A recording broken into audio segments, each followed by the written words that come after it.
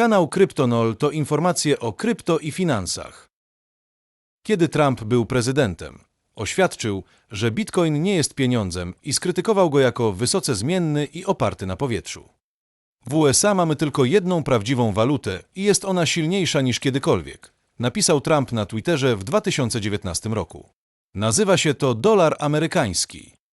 Trump powiedział, że chce, aby pod jego przywództwem Stany Zjednoczone były superpotęgą bitcoinową. W chwili, gdy złożę przysięgę, prześladowania ustaną i zakończy się walka z waszym przemysłem, dodał. Google Maps jest tajną bronią złodziei.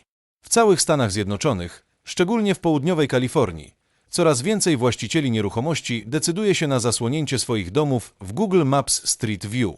Metoda ta jest stosowana, aby zapobiec złodziejom wybierającym ich dom jako ofiarę z ogólnodostępnych obrazów. Trend na platformach społecznościowych zyskuje coraz większą popularność i obecnie rozprzestrzenia się jak pożar nie tylko w Stanach Zjednoczonych, ale także na całym świecie. Rosja wstrzymuje wydobycie kryptowalut, lecz kontynuuje swoją strategię.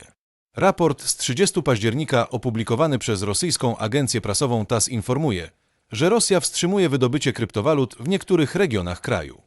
Wiceminister energetyki Jewgenij Grabczak ogłosił, że tymczasowy zakaz wynika z obaw o niedobory energii elektrycznej w tych obszarach.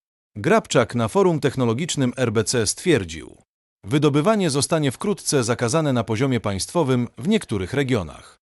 Mamy na przykład już strefy deficytowe, Daleki Wschód, południowy zachód Syberii, południe. Tam nie możemy długoterminowo, do 2030 roku, przydzielać dużych mocy nikomu. Rosja stała się czołowym wydobywcą kryptowalut od 2023 roku dzięki nowemu wsparciu państwa dla branży. Gazeta Izvestia, jedna z największych gazet w kraju, ustaliła, że rosyjskie firmy wydobyły ponad 54 tysiące BTC w zeszłym roku. Jednak obawy dotyczące sieci energetycznej tymczasowo wstrzymają kilka z tych operacji. Raport nie zawierał wyczerpującej listy dotkniętych obszarów. Złoto versus inflacja. Trader21 wyjaśnia, czy złoto wciąż jest atrakcyjne. Inflacja w Polsce za październik według wstępnych danych wzrosła do 5,0% RR z poziomu 4,9% R rok. W związku z tym Cezary Głuch, znany szerzej jako Trader21, uważa, że złoto może w kolejnych latach skutecznie chronić przed utratą siły nabywczej złotówki. Ekspert spodziewa się jednak mocnej korekty na rynku złota i ochłodzenia nastrojów wokół metalu, który długoterminowo powinien jednak mocno zyskiwać na wartości.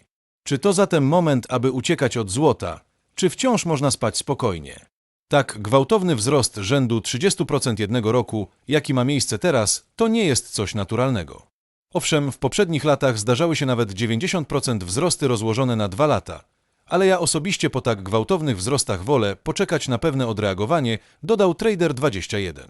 Odpowiadając zatem na pytanie z tytułu, długoterminowo złoto wciąż ma bardzo duże perspektywy do wzrostu, a cel w postaci $3000 za uncję może zostać osiągnięty na przestrzeni kolejnych lat.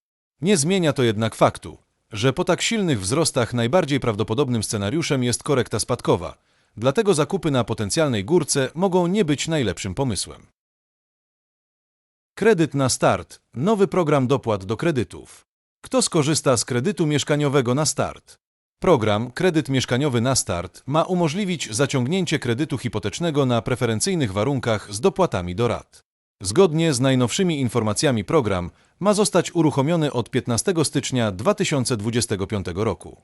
Będzie częścią szerszego pakietu wsparcia mieszkalnictwa. Ministerstwo Rozwoju i Technologii zakłada, że w ciągu 5 lat na ten cel może zostać przeznaczone 11 miliardów złotych. Dopłaty otrzyma 175 tysięcy. Kredytów mieszkaniowych. Rynek bitcoina zbliża się do potencjalnego lokalnego dna w okolicach $66 tysięcy amerykańskich, a niestabilność polityczna i ekonomiczna sprawia, iż inwestorzy muszą być przygotowani na dalsze wahania. Nadchodzące wybory w USA i decyzje rezerwy federalnej zwiększają ryzyko zmienności, a reakcje rynku w najbliższych dniach będą kluczowe dla przyszłych notowań BTC. Prognozy na najbliższe dni. Patrząc na obecny stan rynku, wielu analityków zgadza się, że Bitcoin znajduje się w kluczowym momencie, a najbliższe dni będą decydujące dla przyszłych trendów.